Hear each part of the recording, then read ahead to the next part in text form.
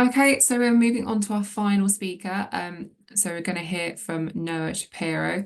Noah is a second year PhD student who's studying clinical neuroscience at the University of Cambridge under the supervision of Dr. Maura Malpetti, who's one of our research committee members.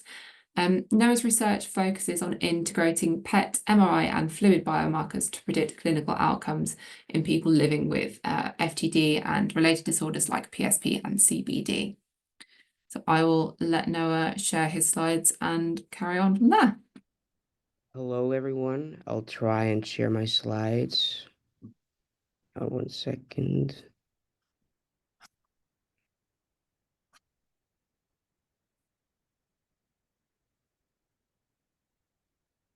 Very odd that this is now not working when it has worked so well for the rest of the morning.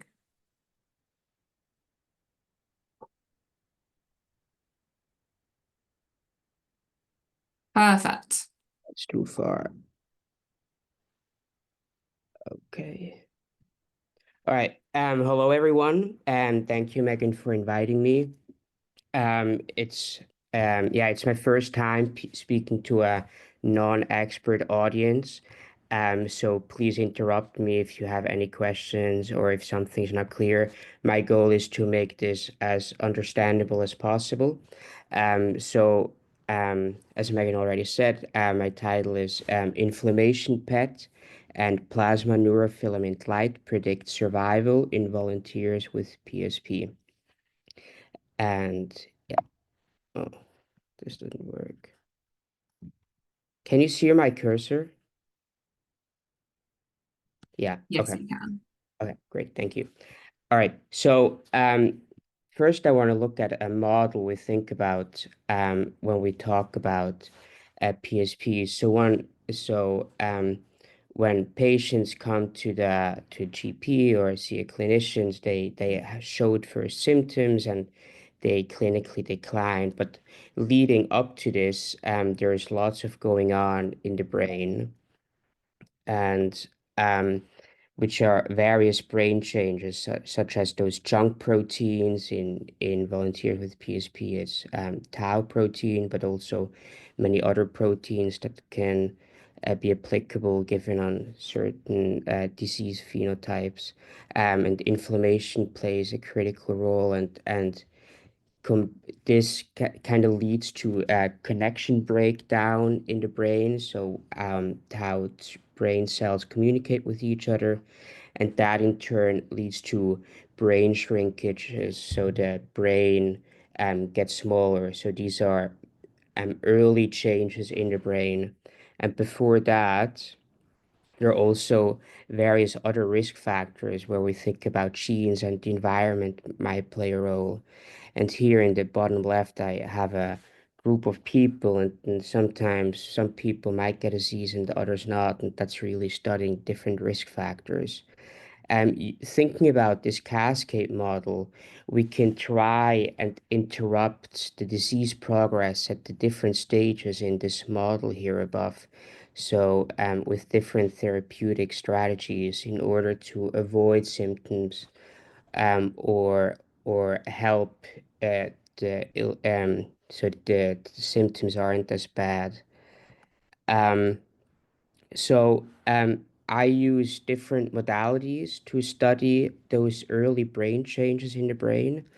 I use positron emission tomography to study inflammation, but this technology can also be used to study those junk proteins, for instance. I will talk a little bit more about this technology a little bit later. And then I will also look at brain shrinkage. But most people have probably heard of MRI scans where we can measure the volume of brain and kind of visualize where the brain shrinks and how fast it shrinks and so on and so forth. And I will look at a proxy measure for brain shrinkage, which we can measure in blood. It's quite easily accessible, and this measure is called neurofilament light chain. And I will talk about that a bit later as well. Um, brain scans to measure brain changes. So I want to measure inflammation, and PET can also be thought of early molecular changes. That's where we inject a dye into the blood of volunteers, and that dye is kind of equipped with um, a signal. Once it docks to a certain inflammatory cells in the brain, it sends out a signal, and that signal is being picked up on from that PET scanner. And then on the right, we can visualize those inflammatory localizations. So here to orient you, here is top, back, bottom, and front. And here this brain scan, this PET brain scan is from a volunteer with progressive supranuclear palsy. And here, especially in the brainstem and deep cortical regions, there is increased inflammation, which is a hallmark in patients with progressive supranuclear palsy. A little bit about brain inflammation in the brain. So the brain is packed with many, many different cells, and one of those major hallmarks are neurons, and neurons that they connect and talk to each other to transport or to send different signals across the brain to execute various tasks in daily living, such as thinking, talking, and those little gaps here, those like the connections between two brain cells, neurons, is called a synapse, where information is transmitted onto to other neurons. And that the brain is an interesting organ because we say it's an immune privileged organ. That means there are special mechanisms involved, such as the blood-brain barrier, which makes sure that only certain substances can get into the brain. And one of the main immune cells in the brain is the microglia. And I always think of a microglia like a police officer that patrols the brain and basically looks for any problems. And then if a microglia detects an issue such as an accumulation of those junk proteins, then it responds by an inflammation response to try and reduce that. And but sometimes this can go wrong, or there is like a negative feedback loop that kind of helps the progression of the disease.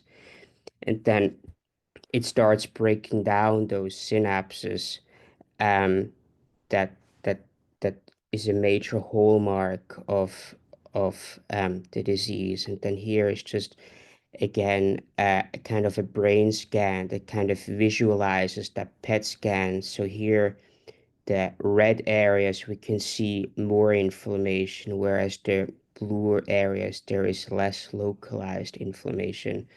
And that gives us the tool to kind of um, localize where in the brain those inflammatory processes go on. But brain inflammation is a common hallmark of many different neurodegenerative diseases, but it involves quite different brain regions. So, for instance, on this very left volunteer with Alzheimer's disease, we see diffused general inflammation, and in volunteers with frontotemporal dementia, we see quite frontal inflammation. And then in volunteers with PSP, we see that also in those core regions, brainstem and deep inside the brain, inflammation. Also here, red color indicates more inflammation, and blue colors indicates less inflammation, if we think of it this way. So I'm trying to explain a statistical concept I used to analyze those different the signal I get from the PET tracers. So if we think of a concert or orchestra, there are lots of different instruments, and some might be more important, other might be not as important, but the statistical methods I'm using is called principal component analysis, which kind of helps me decide which instruments contribute most to how the sounds or how the music is perceived, and then I look at the entire brain rather than looking at individual regions. So like just listening at a drum might not be as interesting, but listening at a at all those different instruments in one go might be more enjoyable. And that statistical method I'm using helps me to decide what instruments might be most relevant or most enjoyable for me to enjoy that music. And that's what principal component helps me to do. Principal component analysis helps me to do to decide which instruments contribute most to the overall enjoyment of that concert. I hope that was clear, and please ask me if that wasn't clear.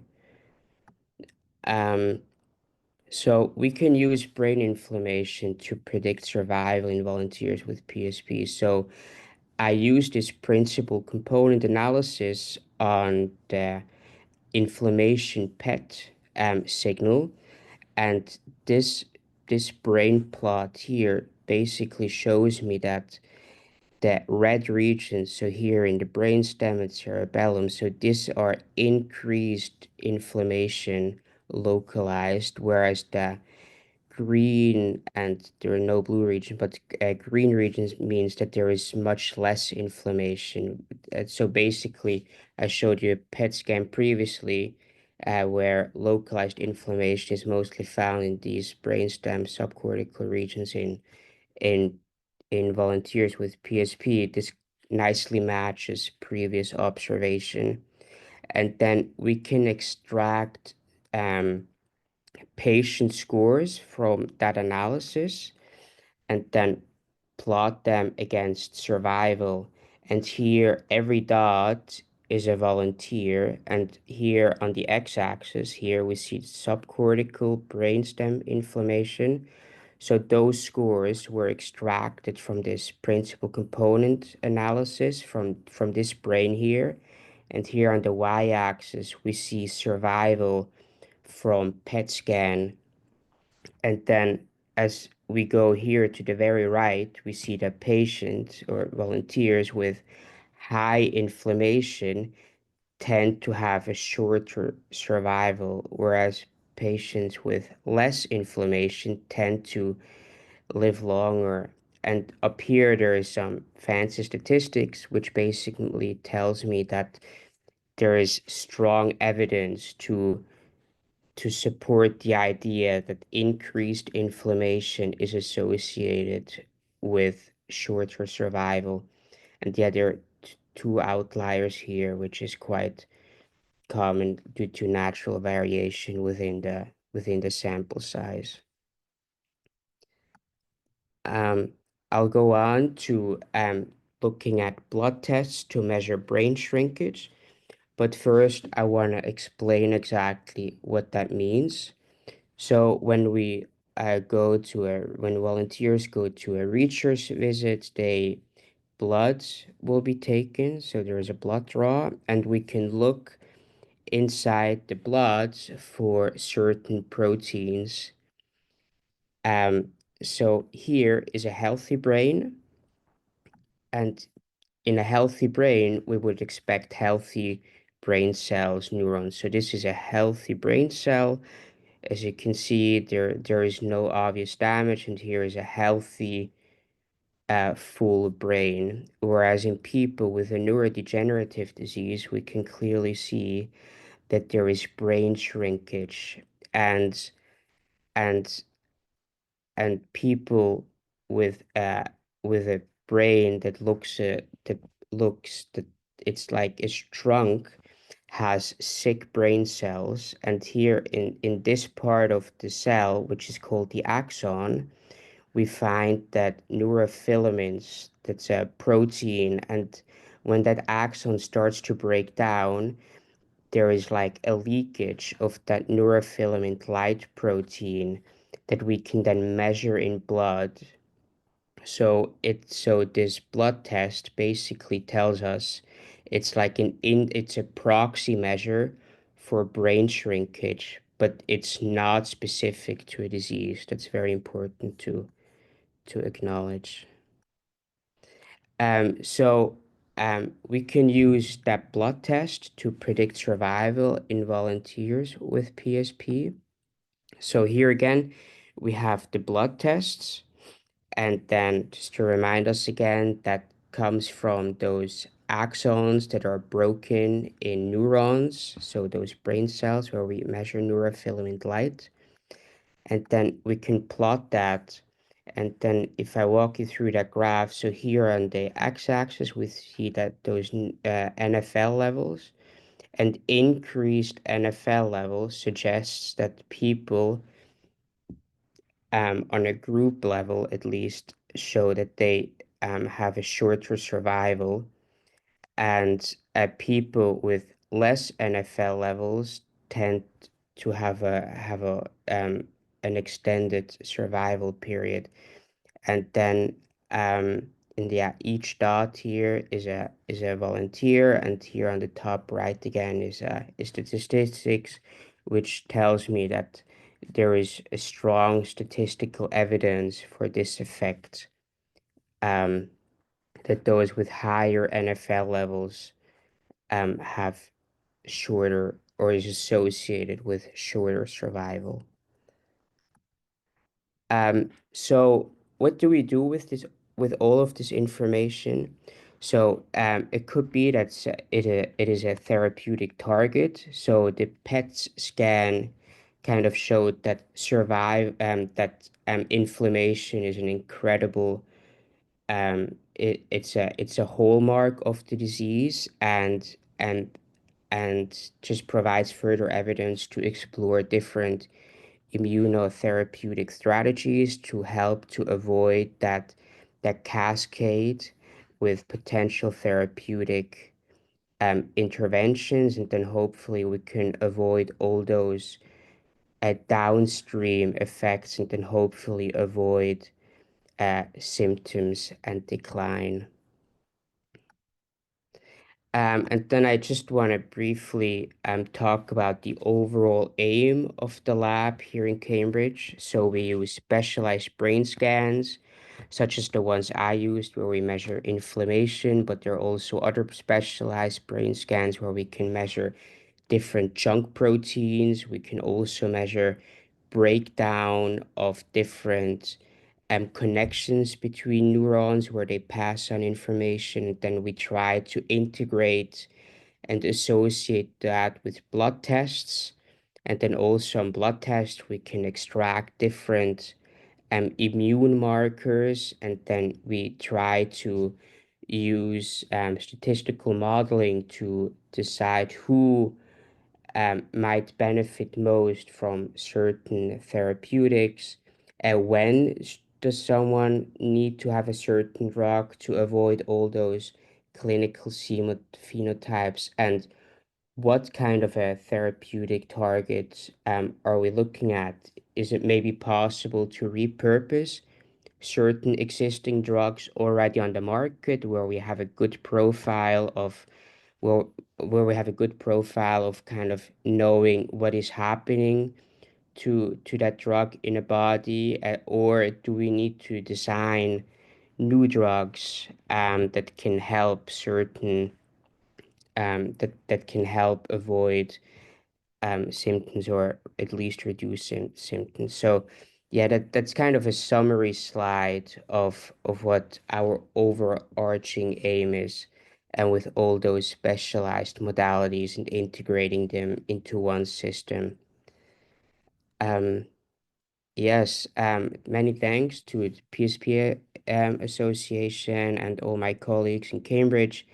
Thank you to my funders, And yeah, I'm happy to take any questions. Thank you. No, that was really interesting, and especially your kind of comment at the end of kind of repurposing medications might be an easier way to get um, some kind of therapeutic through clinical trials by repurposing rather than having to create a whole new medication altogether. Let me have a quick look. There are at the moment no questions in the Q&A box that I can see. Must mean that you have explained everything incredibly well. That's a good sign. That's a very good sign, especially if this is the first time that you've presented to kind of a lay audience.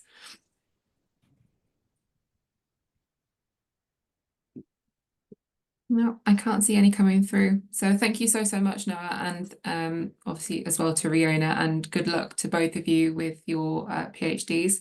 I'm sure we'll see you back here in the future talking about the outcomes of those. Yeah, thank you very much. And I'm happy to take any questions by email if there are any uh, Perfect, thank you. later.